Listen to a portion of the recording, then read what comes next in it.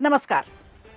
देखिए, कांग्रेस के रणनीतिकार social media में पोस्टर लगाने और हटाने में ही उलझे रहे। इधर प्रधानमंत्री नरेंद्र मोदी ने जातिगत जनगणना को मंजूरी देकर एक बड़ा सियासी दांव खेल दिया है और ये मानकर चलिए कि राहुल गांधी समेत पूरी कांग्रेस को जोर का झटका धीरे से दिया है। अब आप सोच रहे होंगे इससे होगा क्या? इससे होगा ये कि बैठे बिठाए कांग्रेस और खासकर राहुल गांधी के हाथ से उनका सबसे बड़ा चुनावी मुद्दा फिसल गया और बीजेपी की झोली में जा गिरा। लंबे समय से राहुल गांधी और विपक्ष जातिगत जनगणना की मांग को लेकर बीजेपी पर लगातार हमलावर रहे। कई राज्यों के चुनावों में इसे खूब भुनाने की कोशिश भी की गई, लेकिन अब एनडीए सरकार के इस कदम से सियासी गलियारों में बहस जरूर छिड़ गई है। राजनीतिक समीकरण भी तेजी से बदलने लगे हैं। अब सबसे विकट हालात वहां बनेंगे जहां हाल ही में चुनाव होना है, जैसे बिहार में चुनाव है और यहाँ कैसे हालात बदल सकते हैं, इसके फायदे क्या होंगे और नुकसान क्या होंगे, ये भी थोड़ा समझने वाली बात होगी। लेकिन पहले समझते हैं जातिगत जनगणना आखिर है क्या और ये इतनी ज़रूरी क्यों हो गई कि सरकार को फैसला लेना पड़ा। विपक्ष यानी इंडी गठबंधन, हालांकि वो नाम अभी सिर्फ नाम के लिए ही बचा है, लेकिन इनका कहना है कि जातिगत जनगणना होगी तो समाज में किस जाति के कितने लोग हैं इसके बारे में डिटेल्स पता चलेगी। इससे आरक्षण का लाभ उन्हें सही तरीके से दिया जा सकेगा। और विपक्ष हमेशा से ये कहता रहा कि पिछड़े वर्ग की जनसंख्या ज़्यादा है, लेकिन उनकी भागीदारी उतनी नहीं है सरकार में।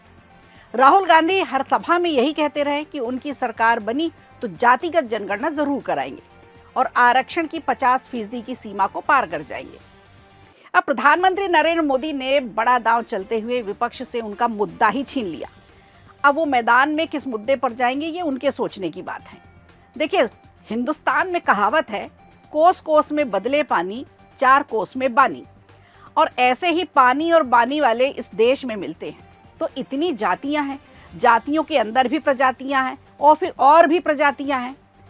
ये एक बहुत ही क्रिटिकल मुद्दा है, लंबा लेखा जोखा है और उसी में राहुल गांधी मुद्दा ढूंढ रहे थे, उलझे पड़े थे कई दिनों से और अब मुद्दा ही चला गया।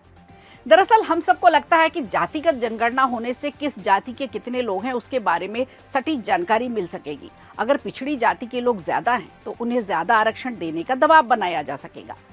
अभी ऐसी कोई जातियां नहीं, अभी कई ऐसी जातियां हैं जिनको आरक्षण का लाभ नहीं मिलता, उन्हें भी फायदा होगा।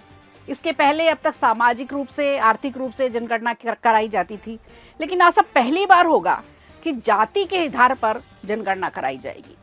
इससे देश की राजनीति में तो बड़ा बदलाव आएगा ही। खासकर हिंदी पट्टी के जो क्षेत्र हैं, जो इलाके हैं, उनमें जातियों को लेकर लोग बेहद संवेदनशील भी हैं। अब जैसे बिहार की बात करें, जहां इसी साल चुनाव भी होने हैं साल के अंत में, और बिहार में जातिवाद पर तो युद्ध हो जाते हैं, जाति जाति खेलकर लोग मंत्री बन जाते हैं। यहाँ इस मुद्दे पर नेता खूब सियासत करते हैं। बिहार में जातीय राजनीति की खासी पकड़ है और वहाँ जाति पर ही फैसला निर्णायक भी साबित होता है। अब माना जा रहा है कि ये रणनीति एनडीए ने इसलिए बनाई कि एनडीए को पिछड़े वर्ग में बढ़त मिल सके, वहाँ भी उनका अच्छा खासा वोट बैंक बने। खासकर उन वोटर्स के वोट मिले जो अब तक कांग्रेस के पाले में थे या फिर क्षेत्रीय दलों के साथ जुड़े हुए थे। अब इस सबसे बड़ी मुसीबत उनके लिए हो गई जो जाति जाति करके वोट बटोरते हैं, यानी आरजेडी हो गए, उत्तर प्रदेश में अखिलेश यादव की हो गई, मायावती की बसपा हो गई। कांग्रेस को अपनी रणनीति भी अब इस मुद्दे को लेकर के बदलनी पड़ेगी, क्योंकि बीजेपी ने उनके मुख्य एजेंडे को खुद ही आगे बढ़ा दिया है। यही नहीं, नीतीश कुमार की जेडीयू भी जातिगत जनगणना की वकालत हमेशा से करती आई है। तो ऐसे में अब बिहार में चुनाव है तो बीजेपी को इसका फायदा भी मिलेगा, क्योंकि बीजेपी और जेडीयू का जो तालमेल है अब इस फैसले से और ज़्यादा मजबूत हो गया। लेकिन बीजेपी अपने इस फैसले को व्यक्तिगत रूप से भी भुनाने की कोशिश करेगी, दूसरे राज्यों में भले ही करे। बिहार में ओबीसी, ईबीसी वोटरों को लुभाने के लिए बीजेपी इसी लाइन पर चलेगी, क्योंकि बिहार में देखो, माना जाए तो पूरे बिहार राज्य में 65% आबादी ऐसी है जो ओबीसी और अन्य पिछड़ा वर्ग की है। तो एक बड़ा हिस्सा है अब इसके अंतर्गत आएगा। ऐसे में अब राहुल गांधी का जाति बचाओ अभियान तो कोई और ले गया। इसके जरिए सामाजिकता में बराबरी की, न्याय की राजनीति को धार देने की कोशिश की जाएगी। लेकिन मोदी सरकार के आए अचानक इस फैसले से उनकी ये रणनीति तो बेहद कमजोर हो गई। उन्हें नए नैरेटिव ढूंढने पड़ेंगे, नए मुद्दों की अब तलाश करनी पड़ेगी। इसके बाद अन्य राज्यों में भी जाति जनगणना की मांग जोर पकड़ेगी। लेकिन इतना ज़रूर है कि आरक्षण की समीक्षा और विस्तार पर अब नई बहस शुरू हो जाएगी। कुछ इसे अच्छा बताएंगे, कुछ इसे खराब बताएंगे। और सबसे बड़ा मुद्दा सामान्य वर्ग के लिए, जो एनडीए अब उसे कैसे संतुष्ट करेगा, इसके लिए एनडीए को भी लंबा होमवर्क करना पड़ेगा। तो जातिगत जनगणना पर अब क्या होगा, कैसे रणनीति बनेगी, दूसरी पार्टियां जो हैं इसे मुद्दा बनाती थी, अब वो नई क्या रणनीति लेकर आएंगी, इसी पर खबर प्रधान की नज़र रहेगी। बने रहिएगा हमारे साथ और इसी पर हम आपको पूरा विश्लेषण आगे भी दिखाएंगे।